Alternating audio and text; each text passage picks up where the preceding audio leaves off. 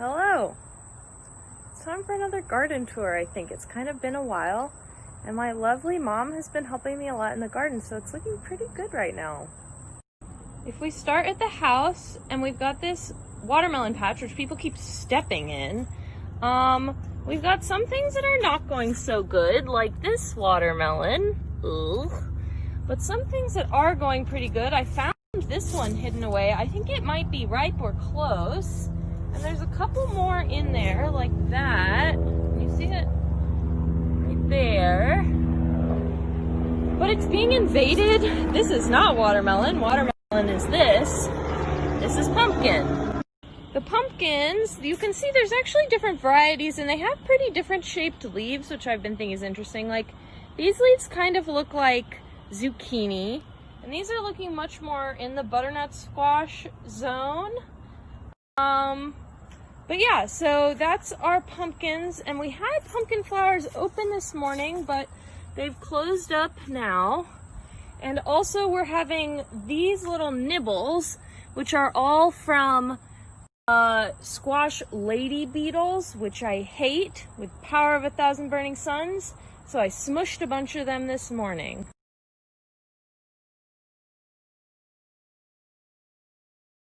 I'm continuing to love the okra, which I'll post a photo of from the flower from earlier because it's closed up now. But this is an okra that's ready to pick. But I just love these. The leaves feel very fingery to me. I think that the little red where the leaves meet the stems is interesting. That's a squash lady beetle. But you can also see where each okra has been. Each of these little joints had an okra that I cut. So I think that's a pretty cool structure. And then next to it, holy basil still thriving, sage also thriving, Genovese basil, I don't know if anyone knows what I've done wrong or what's eating it.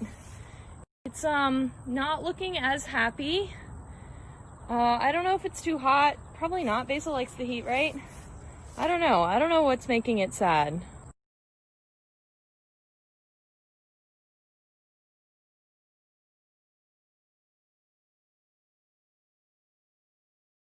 Same thing that's making my chard sad. I have not been eating the chard as much as I should, but I don't know what's giving it this holy spotty thing. It's mostly affected the red one, less the green, but some.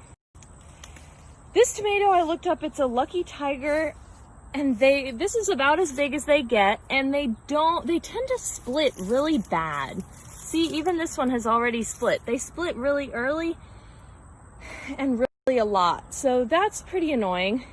I may not grow this one again next year, even though they are kind of pretty. The beans are doing good. I've been picking and eating a lot of the beans and really enjoying it. And the strawberries are basically done strawberrying, but they're growing their little offshoot strawberries just as far away as they can.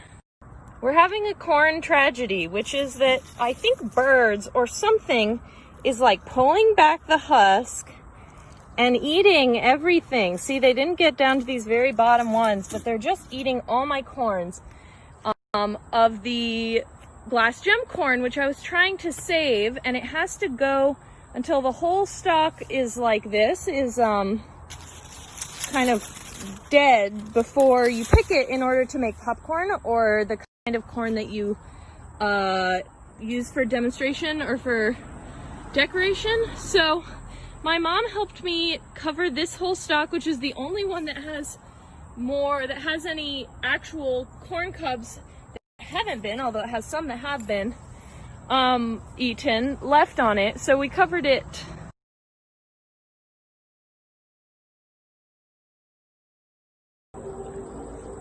So we've also got the beans growing on the corn. These are lima beans. They're something like Christmas speckled lima beans, and they're doing pretty well. They're not as prolific as the butter peas, so I've kind of gotten used to that, just like extreme amount of production. Seeing if I can find y'all a line. But it's also pulling down the corn. So like this corn used to be up and now it's down, and you can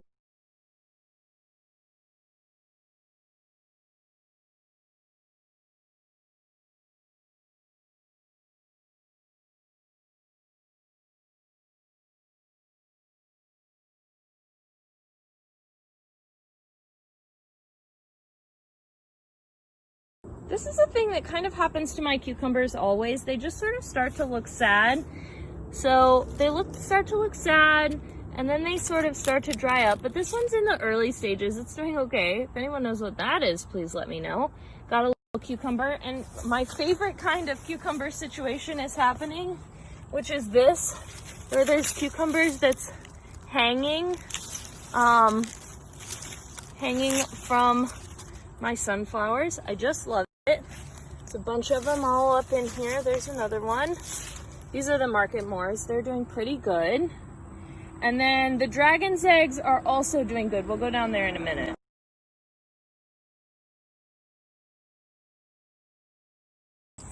And here are the dragon's eggs. See how they're sort of drying up? But yeah, so there's a dragon's egg. There's another one. Here's one. A bunch of them. And you may recall that the dragon's eggs and other cucumbers are growing with sunflowers. The sunflower that fell that I staked, this one, is actually still doing pretty good. It's got new blooms on it, like this is from it and this is from it. And overall the sunflowers are still doing well, but you'll notice that I've started to brown bag the heads of them, which looks a little silly, but it's because the birds are eating all my sunflower seeds out, and I would really like to be able to keep those to grow, to maybe taste, and also grow more sunflowers next year. And you can see the ground is just like sunflower seed graveyard everywhere. Sunflower seeds are everywhere. I have a really cool photo of a sunflower with the seeds that I'll post.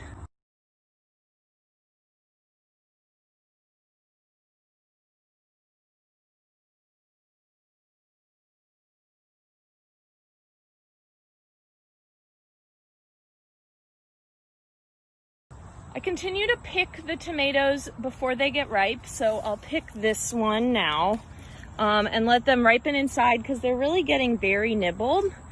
We're slowing down on Cherokee purples, which is a bummer, but we are not done yet. And the cherries are still doing pretty well. If you like cherry tomatoes, let me know. I got a ton. Yeah, so the tomatoes are doing pretty well. Our biggest tomato pest is a leaf-footed bug, and they freak me out because they buzz like a bee, which I don't like things that buzz in my face. Like these. Here are some leaf-footed bugs. Well, yeah, they don't like being on camera, I guess. But I'm also wondering if we have tomato hornworms, and I found out recently that you can look at night with a black light and they glow. These are also continuing to thrive. This watermelon volunteer has sort of come to invade them a little, so I've kind of got to keep fending it off, but these ones are starting to get red. It's got a whole bunch on it. And the shishitos are still doing well. And I picked a really red pepper off of here earlier today. Okay, y'all, though, the power of weeding. If you let your weeds get too overgrown, you'll never know that you have a whole freaking toddler-sized watermelon. It is not ready yet. You're gonna ask. It's this big, so really large. You can tell if watermelons are ready by looking at the stem where it hits the first joint, and then there's like a curlicue like this, and this will start to all the way, it'll dry out all the way to the base, and when it's all the way dry, that's when it's ready.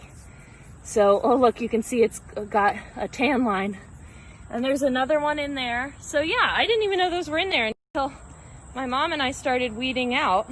I also didn't notice that we have butternut squash. Every time I look at these butternut squash, they make me think of Joanna, whose butternut squashes are looking really great. This one is maybe not looking so great, but this one looks really fabulous. And I'm really excited because the butternut squashes, I planted them so long ago, and they're finally ready. Well, not ready. They're finally looking like butternut squash. Also, do you see a difference in the yard? Is it that we didn't used to have a curb and now we do? This has been my mom's labor of love. Thank you so much, Mom. She's the best. is that she's been clearing off our curb so you can see it and it looks so nice. She loves to garden and it's great to see each other in a distanced way. And now neighbors will start asking if they can have this watermelon. Also, I'm really excited. I made this sign and there's another one that I'm gonna make to go with it that's not done yet.